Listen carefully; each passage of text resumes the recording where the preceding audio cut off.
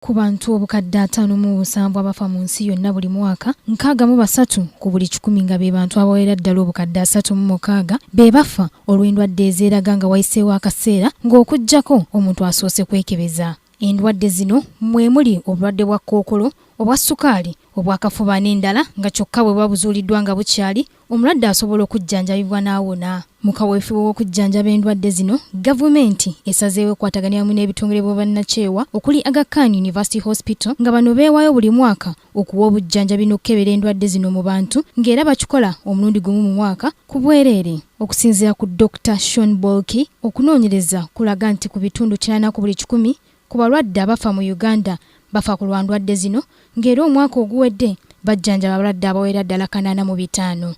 Jackie Kemigisha, amyuka kamisona akiikirira ekitongole kya Kampala Capital City Authority mu yafisi ya President agamba nti kituufu gavumenti tetuukiriza busobozi bwayo okuweereza bujjanjabi bumala naddala mu bulwaliro obuli mu byalo ng'era y'ensonga lwaki bakwataganiramu n'abantu abasobola okubayambako okutumbula ebyobulamu mu ggwanga. Oluusi gavumenti eyinza okutabira na busobozi bumala naye ate aba private developers bwe bavaayo ne bakwatira ku gavumenti ebintu nga bino bikola ki bisobola okuvaawo. Gavumenti eyinza okuba nga eyina ekyuma kyetasobola kuaffordinga nga kati naye nga Aga Khan Hospital gyekiyina akati awo gavumenti ekwataganira wamu ne private developers okulaba nti tukwatagana.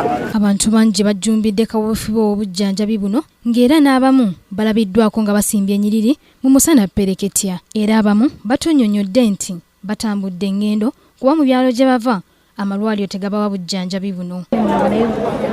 Emulago eriyo congestion ate gye bashifitinga birimu kutawanyizibwa kungi naye ate wana at least kifo kiri kitya kiri kimu ofuna basobola okulaba musawo n'akola ki n'akurecommendinga oba n'akureferringa which is better.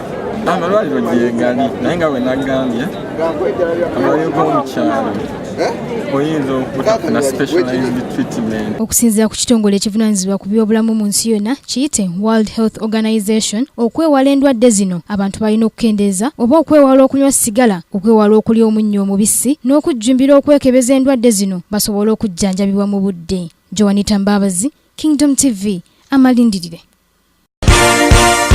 This is Kingdom TV.